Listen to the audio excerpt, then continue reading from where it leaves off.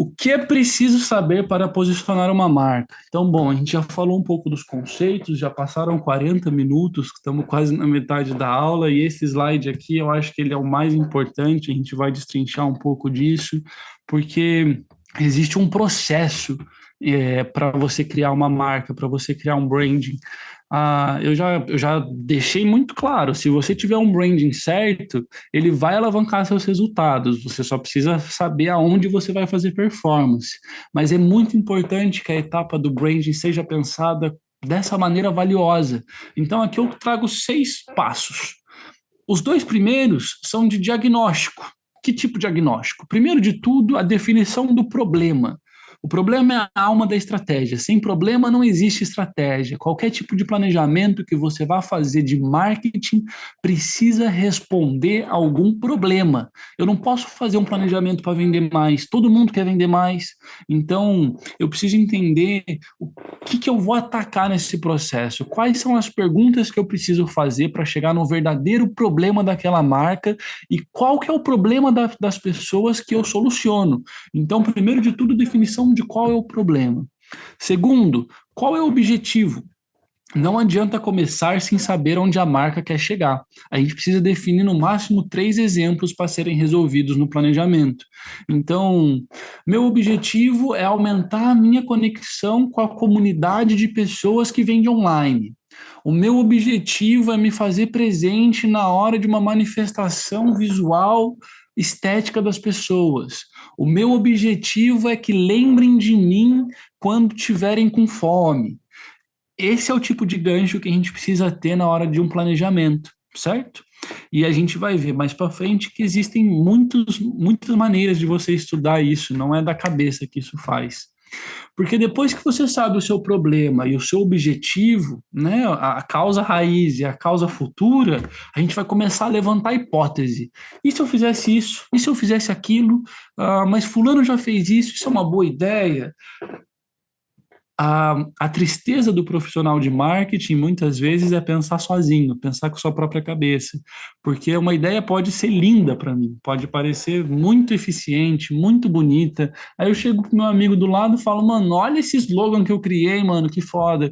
Aí o amigo fala, mano, putz, eu não entendi o que você quis dizer com isso. Ou pior ainda, quando ele fala, entendi, você quer vender pão. E eu falo, não, mano, era barrinha de cereal. Aí, putz, mano. Então, assim, para levantar hipótese, a gente precisa pesquisar.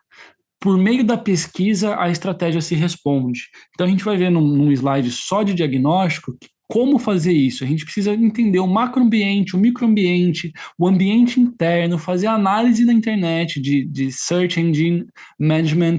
A gente precisa ver os concorrentes, a gente precisa ver o público. E depois disso tudo, a gente vai criar uma análise SWOT. Quais são minhas forças, minhas oportunidades, minhas fraquezas, todo esse rolê da análise SWOT.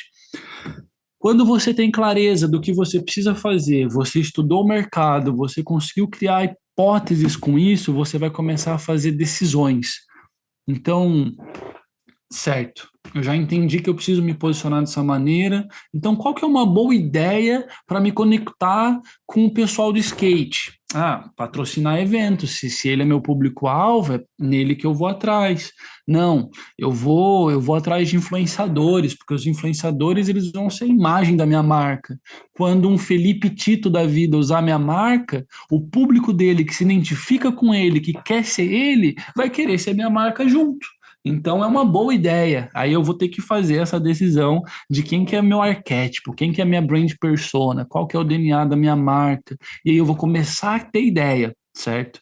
Essas ideias vão para a quinta etapa, que é a execução dessa estratégia. Então, é onde eu vou validar o meu conceito, eu vou validar as minhas ações, onde eu vou validar os canais de mídia. Não adianta fazer mídia em todos os lugares, até porque a maioria das pessoas e das marcas não tem dinheiro para isso.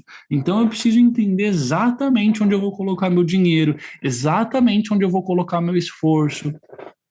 O meu antigo gestor, ele pecava um pouco nesse ponto que ele queria que eu fizesse de tudo ao mesmo tempo. A gente precisa estar aqui, ali, ali, eu preciso tentar isso, isso e aquilo, e eu ficava, Primeiro que a gente não tem equipe, segundo que a gente não tem dinheiro, terceiro que não tem tempo. Então, mais vale fazer algo bem feito do que fazer tudo ao mesmo tempo. A frase que eu carrego comigo, que um dia eu vou tatuar, de repente, é: fazer o arroz e feijão bem feito, é isso que dá sucesso, gente. Você não precisa sair fazendo tudo ao mesmo tempo. Se você não souber fazer o arroz e feijão direito, não adianta inventar moda. Então, o que é o arroz e feijão direito? É ter uma marca consistente, é ter o mínimo de canal possível, bem feito, bem escrito, para que você consiga aí crescer. Primeiro eu tenho uma comunicação eficiente, primeiro eu tenho um conceito, depois eu vou participar de um evento offline, outro, beleza. Depois que eu tenho gente olhando para mim, eu me conectei digitalmente, conectei offline, bom, agora eu crio uma comunidade. Eu não posso sair criando uma comunidade. Eu acabei de criar uma marca, vou criar uma comunidade e vem gente. As pessoas não me conhecem, não sabem o que eu vendo, nunca viram a minha fala. Então a gente precisa ser que nem a cebola, que tem várias camadas, e a estratégia ela precisa estar alinhada a isso.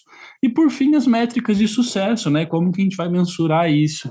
O branding tem muita dificuldade na hora da mensuração, porque não é que nem performance, não é compra, clique.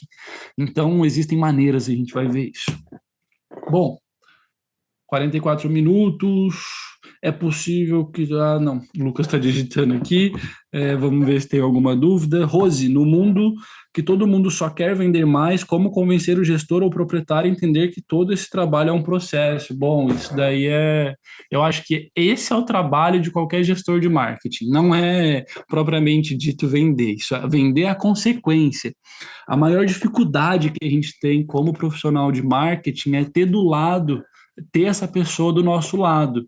Então, a melhor maneira de ter essa pessoa do nosso lado é trazendo estudo, trazendo coesão, trazendo começo, meio e fim, entende? Mostrar para ele a complexidade.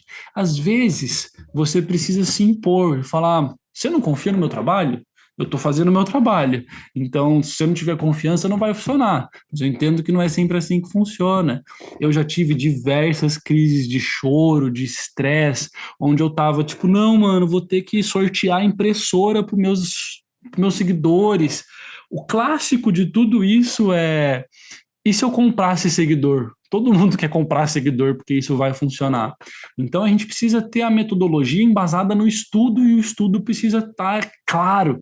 Primeiro de tudo é trazer estratégia, criar um PowerPoint, criar o começo, meio e fim e pegar benchmarking. Então a HubSpot disse que isso funciona mais que aquilo. A RD Station publicou um estudo que mostra que isso funciona mais que isso. A gente vai construindo na cabeça dele. É um trabalho de educação que a gente faz no gestor para que ele entenda o que o marketing é. E, infelizmente, em alguns casos, a gente nunca vai conseguir fazer isso, mas o trabalho do profissional de marketing é justamente esse de falar: existe metodologia, não é desespero, porque senão a gente ia ficar correndo para todos os lados ao mesmo tempo, isso não funciona, precisa ter, é uma orquestra, e essa orquestra precisa começar pequeno e crescendo para ganhar o ritmo, certo? Uh, Peraí que eu me perdi nas perguntas aqui. Acredito que essa é a dor de 99%. Exato. Essa é a dor de 99% dos profissionais de marketing. Depois que você truca a pessoa, você fala assim: mano, faça do seu jeito então, vamos lá ver o que acontece. A pessoa fica: não funcionou, minha ideia não era boa. Você fala: então, mano, será que a gente pode fazer da minha maneira? Eu tenho um histórico bem curioso nisso, então é, é bem difícil a gente se impor e eu acho que ninguém fala sobre isso. Ninguém na faculdade te ensina a se impor perante aquela pessoa que não entende de marketing. Então, quanto mais estudo você tiver e mais maneira de comprovar isso com seus estudos, melhor. Porque não pode ser só da sua cabeça, não pode ser só uma ideia, não pode ser um feeling. Precisa estar comprovado com metodologia, com palavras, e um bom planejamento ajuda nisso. Certo? Vamos lá. Então, como eu disse para vocês, diagnóstico do contexto. As suas hipóteses, as suas ideias, as suas estratégias não devem ser da sua cabeça. Eu tinha muito isso porque eu já tinha trabalhado em agência, já sabia o que funcionava, mas eu tive que fazer do zero. E como que eu faço do zero? Comprovando. Como que eu comprovo? Com estudo. Primeiro de tudo, estudo do macroambiente. Eu vou lá no contexto sociocultural, eu vou entender tendências. pô, a geração Z não gosta mais de beber álcool, eles bebem cada vez menos álcool. É uma tendência de comportamento que eu vou usar para mostrar para o meu cliente que a gente precisa mudar um pouco a maneira de se comunicar. Eles não estão indo mais para balada, eles estão fazendo festa em casa, agradável com seus amigos. Eu lembro desse estudo para o caso da marca José Cuervo, que a gente precisou mudar um pouco do tipo, viver como se não houvesse amanhã. Tipo, não, eu vou associar minha marca a isso? Como que eu vou vender tequila para um jovem que não está mais botando all-in numa festa, que gosta de degustar?